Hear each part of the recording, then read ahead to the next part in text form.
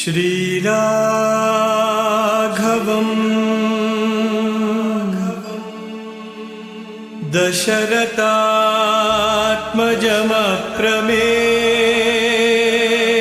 दशरथात्मजमप्रमेयम्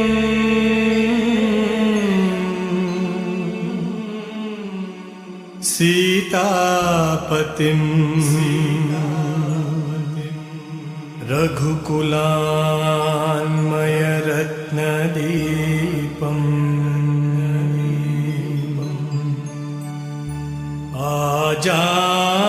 आजानुबाहुम्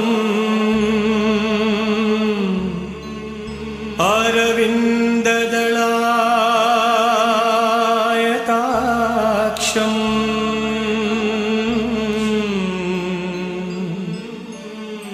रामम्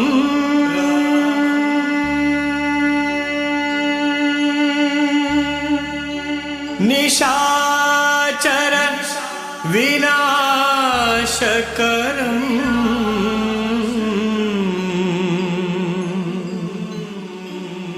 Namami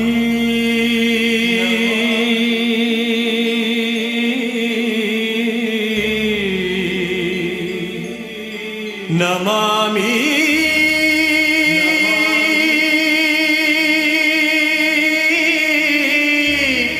Namami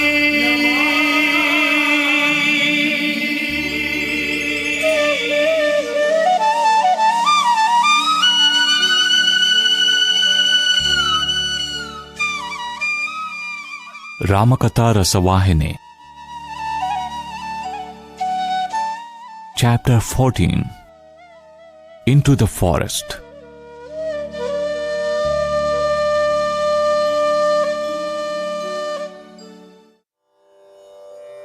Dasharatha said, Sumantra, my Ramachandra is an unshakable hero. He will not turn back. His resolution cannot be shaken or suppressed by anyone.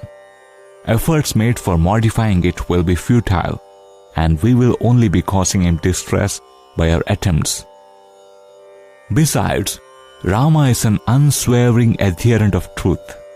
Don't delay, for even a little time is spent in getting the chariot ready, you may miss his trail.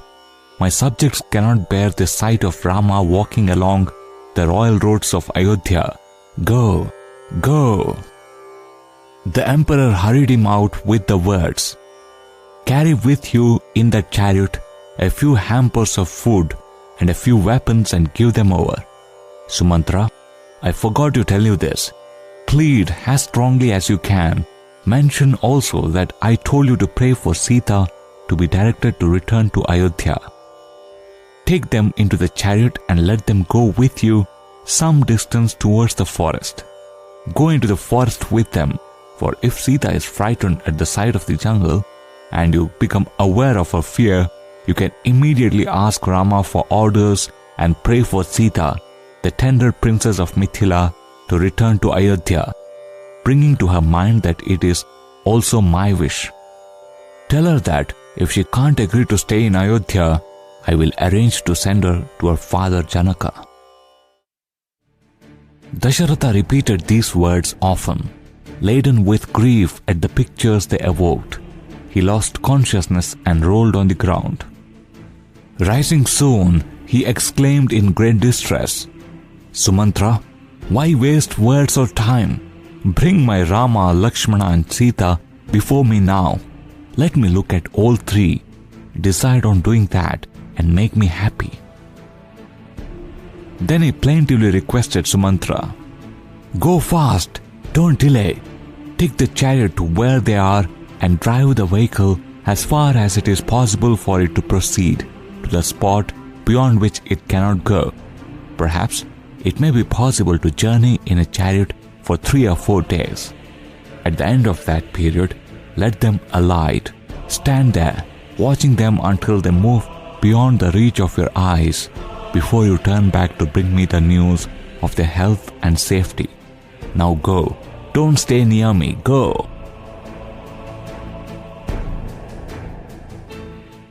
Dasharatha asked the minister to hasten. Bowing his head in acceptance of the emperor's order, Sumantra fell at his feet and got the chariot ready.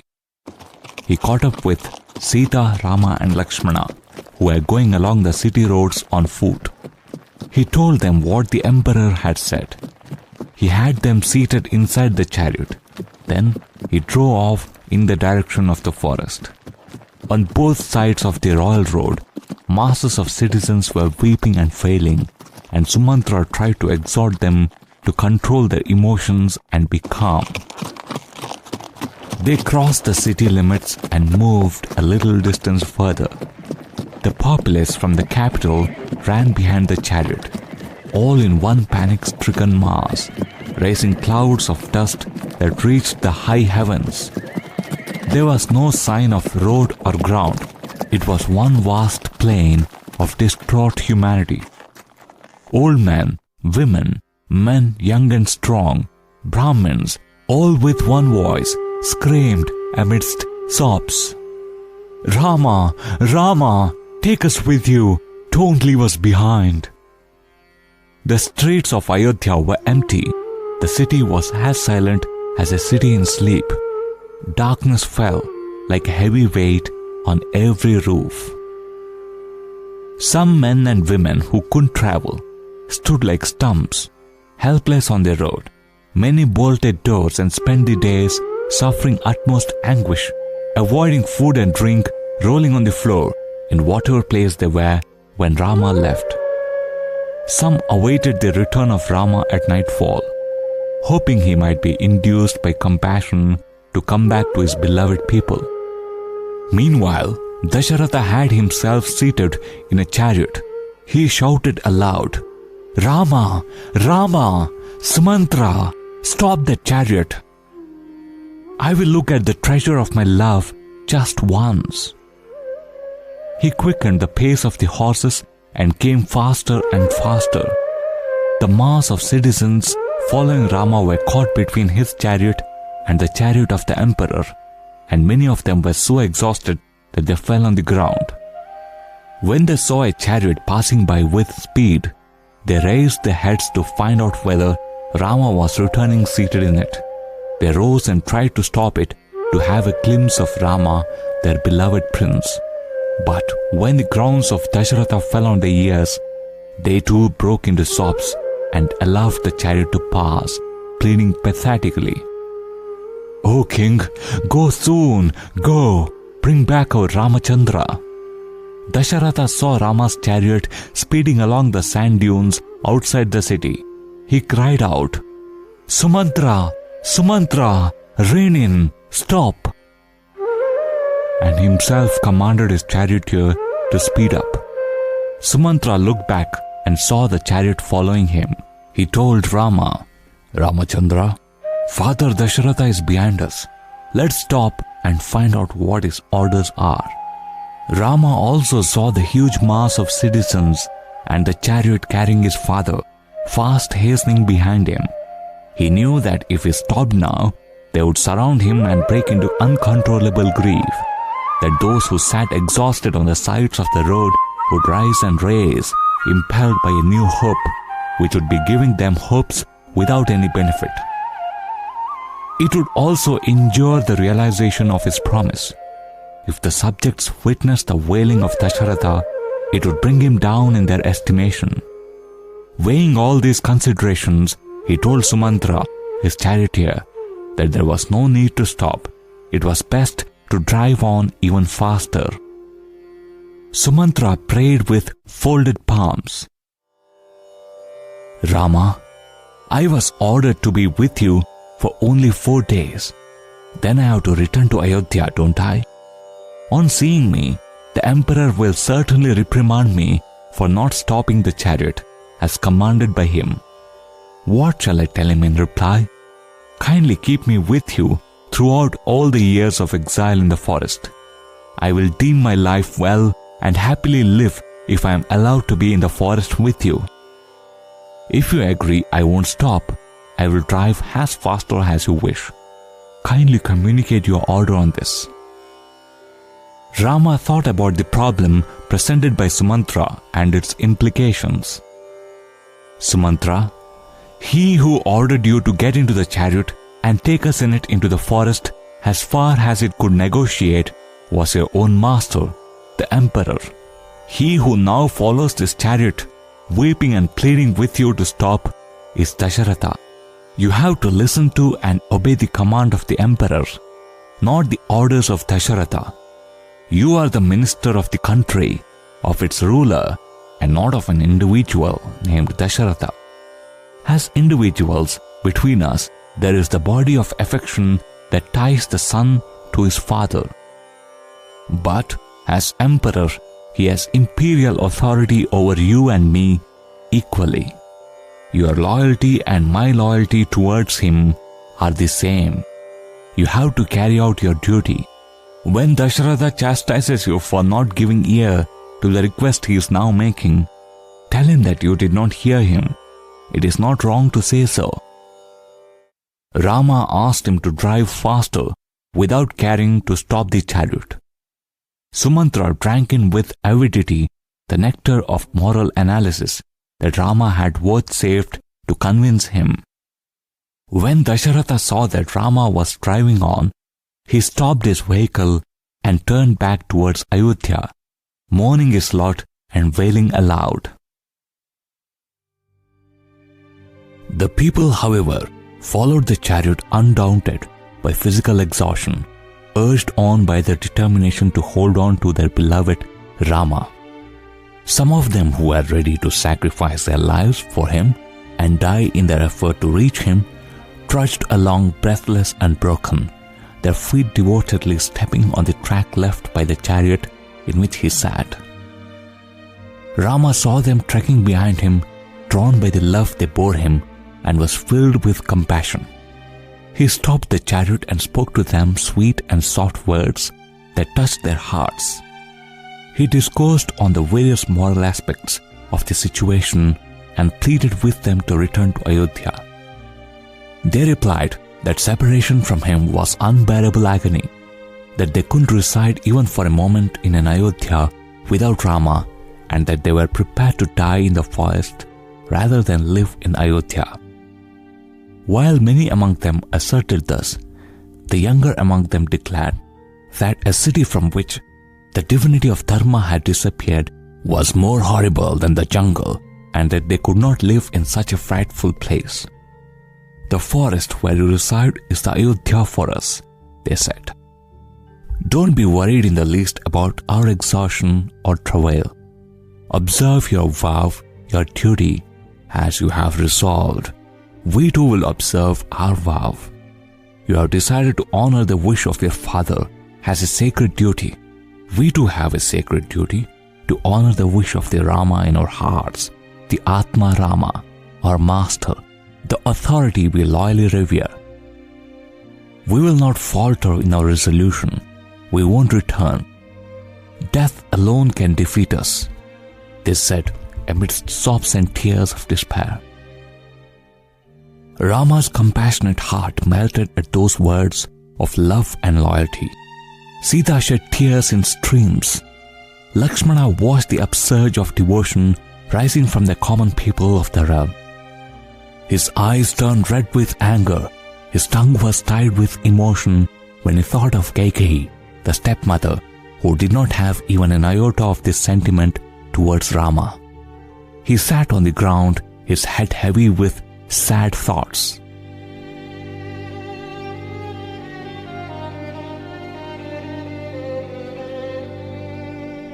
Rama felt it was best to persuade them by whatever means to return home.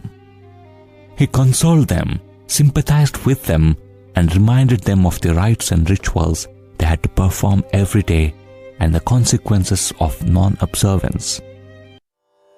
He described the horrors of forest life and the handicaps they would encounter when trying to live there.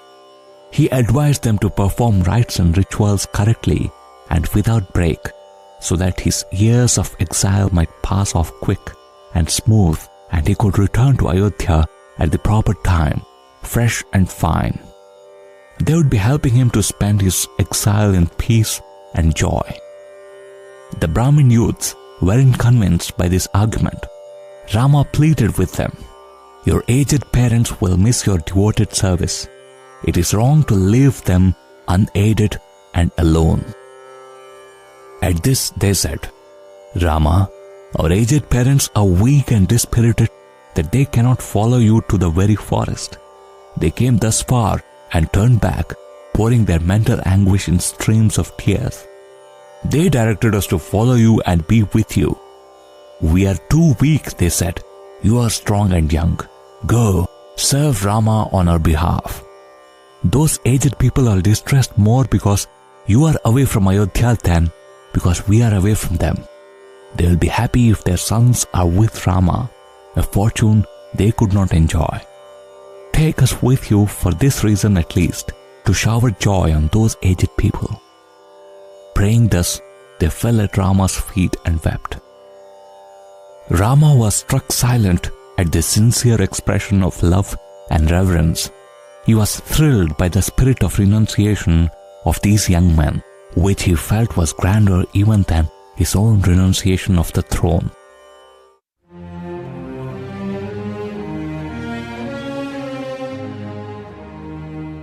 Darkness descended on the earth while the pleadings and rejections were going on. So Rama asked them to take rest and refreshment for the night rather than trek back in the darkness. In order to encourage them to do so, Rama bathed in the Tamasa river, which flowed by, partook of a meal of roots, tubers and fruits, and rested a while. The people who had followed him over long distances were so tired physically that, after the meal, they fell into deep, undisturbable sleep. Rama knew that on waking, they would all insist on accompanying him, so he woke Sumantra up and directed him to get the chariot ready without the least noise and drive the vehicle so that its track could not be recognized. Sumantra recognized that there was no other way. He drove so that the tracks were confusingly complex and even gave faint indications that the chariot had turned towards Ayodhya itself. After skillfully laying these tracks, he drove forward in the direction of the forest.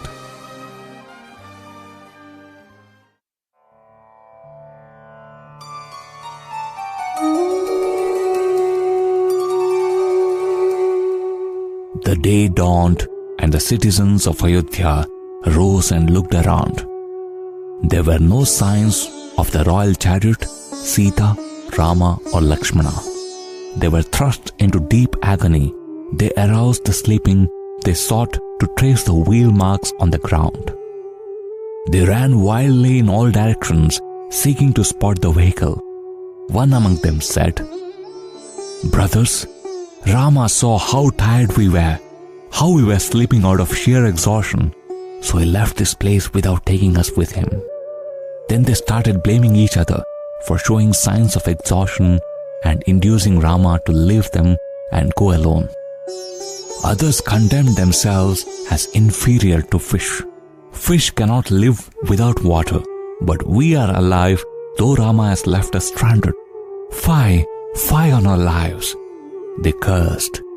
We brought this separation from the person dearest to us on ourselves. Why aren't we bringing death on ourselves to end sorrow? They mourned.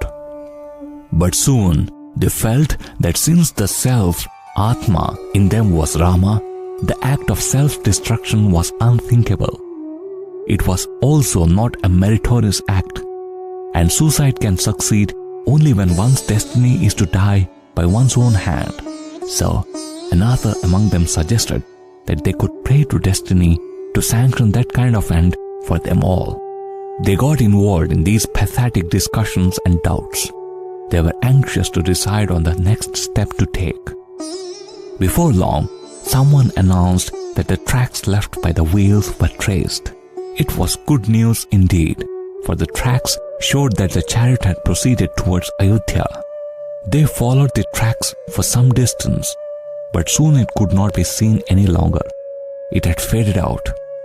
It became impossible to guess what had happened, so they returned to the city, their thoughts all in a mess. Many consoled themselves, saying that Rama would certainly return to the palace. for he had seen their plight and his heart was full of compassion towards the broken-hearted. Rama would return within 2 or 3 days, they said. The women entered on various vows and types of worship in order to propitiate the gods to persuade Rama to return to his subjects. People lived thereafter like Chakravaka birds that have no lotuses to live on, since the sun is absent and lotuses would not bloom without its warmth. While the people were suffering, Sita, Rama and Lakshmana reached the outskirts of the town of Sringivera. Rama noticed the river Ganga and immediately directed Minister Sumantra to stop the chariot.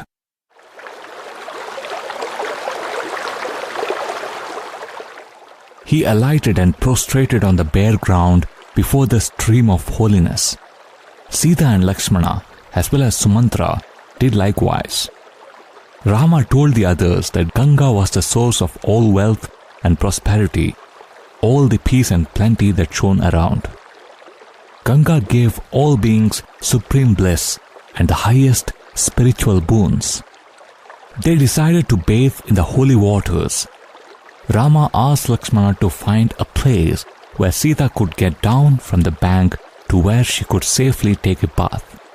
The banks of the river were soft and slushy in the jungle area, so Lakshmana chose a spot which he reinforced by placing stones and rocks so that she could descend safely and ascend in comfort after her ablutions. He prayed to Sita, the mother, to use this temporary ghat for her bath. She took great care while stepping down, and before she entered the river, she too prostrated to the goddess Ganga. Lakshmana went into the jungle to gather some edible fruits so that Rama and Sita could recoup with some food after bath. He offered them reverentially and they partook of them. End of Chapter 14, Part 1. Sai Ram.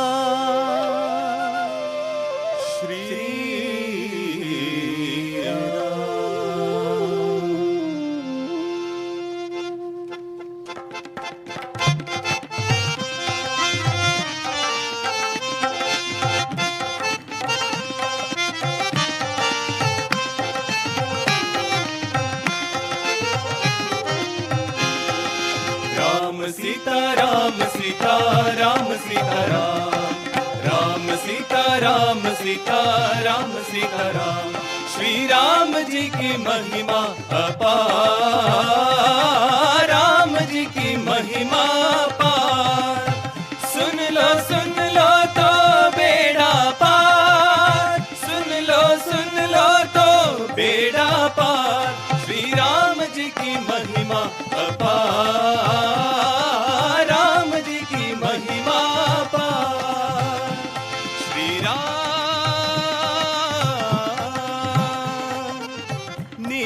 Naina मुखारविंदा, Shyamal छवि अति सुंदर राम।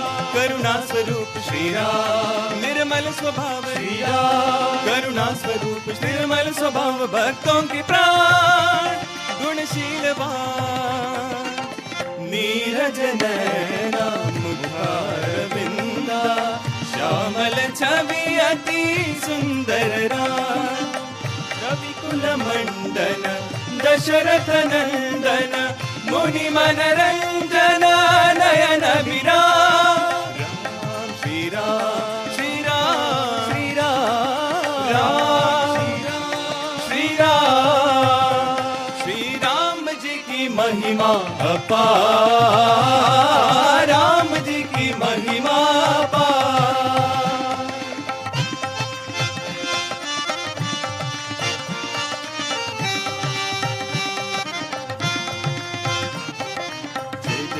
राम जय जय श्री राम जय जय श्री राम जय जय श्री राम। जिनकी कृपा ने पाथर बितारे, एक ही बाण ने दुष्ट संहारे।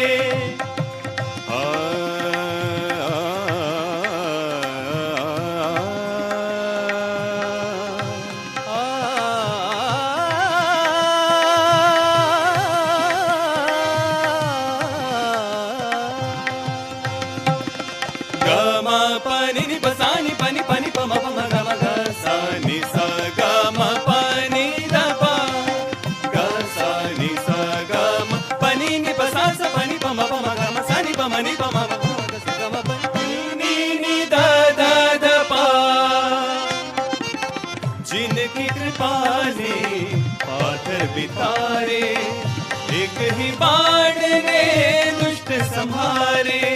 चरणों की धूल ने पापी उधारे, जन्मदिन उन्हीं का मना लो आज, जन्मदिन उन्हीं का मना लो आज। मुबारक हो सबको जन्मदिन की रात। रघुपति राघव राजा राम, पतित पावन सीताराम। रघुपति राघव राजा राम, पतित पावन सीताराम।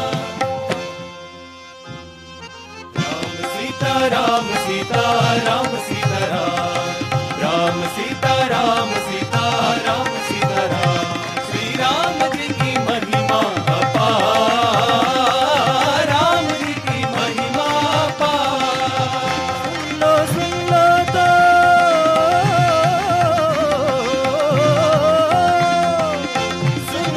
सुन लो तो बेड़ा पार, सुन लो तो बेड़ा पार। श्री राम जी की महिमा अपार, राम जी की महिमा